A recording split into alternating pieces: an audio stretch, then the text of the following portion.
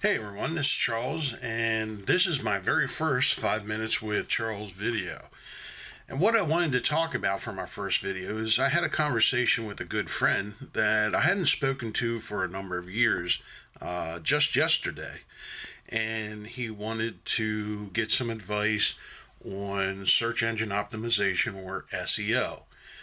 And what was going to be probably a half hour conversation actually turned into about an hour and a half conversation, just kind of discussing quite a few things that all tie into search engine optimization.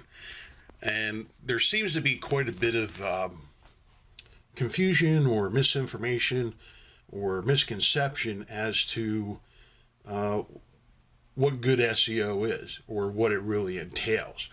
So let me break it down for you. I'm going to keep it short and simple. Might go a little fast. You can always ask questions later on. Subscribe to my blog. Subscribe to my YouTube channel. Check us out on Facebook, Twitter, etc. All the links are on the website. Anyway, search engine optimization, or SEO, actually comes in basically two parts, which is on-page SEO and off-page SEO.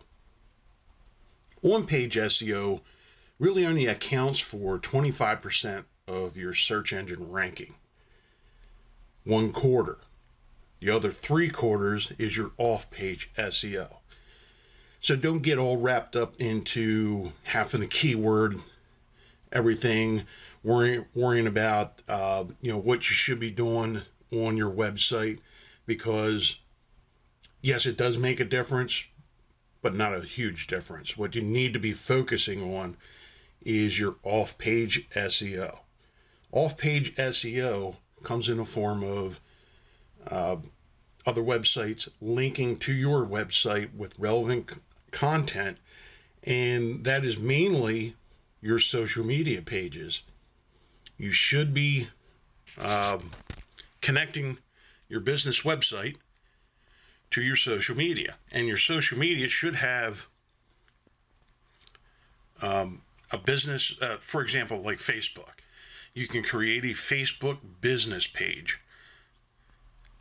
and your blog should be connected to that. Same way with Twitter. You can create a business Twitter account. You can do the same thing with YouTube. You can create channels.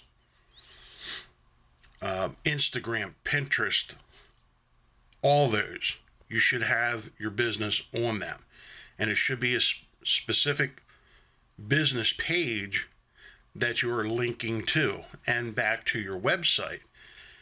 And I'm not talking about your personal page. I'm not talking about like a public image page. I'm talking about business. A business page on Facebook, business account on Twitter. There's not a real big difference on Twitter, but make sure you have one that's branded to your business. Same way with YouTube, Instagram, Pinterest, Google Plus is another big one that's coming up. All that stuff should be uniformly branded with your business. And your blog, and you definitely need to have a blog. Your website needs to have a blog. And it needs to be all co-located at the same point. Wherever you have your website hosted at, your blog should be an integral part of your website so that you're capturing that traffic. Now, to wrap that all up, what you should be doing is you should be blogging 2 to 6 times a week, minimum. If you're just starting out, you should be blogging like 20 times a month. So do the math.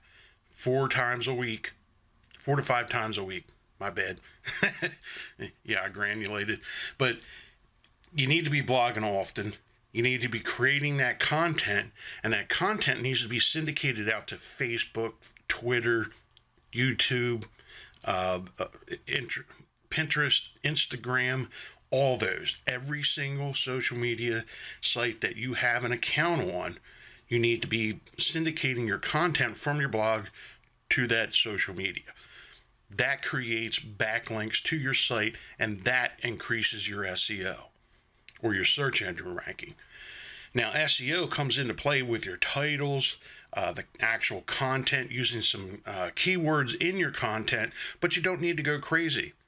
Each topic, you only need one or two primary keywords, or a long tail, what's called a long tail keyword associated with that content. Now, there's a lot more to it, which I can't really get into in just 5 minutes. That's, hours of talking. But just do that, and you will increase your website traffic tremendously if you link it. I'm Charles Snyder, and I am the Marketing Ninja.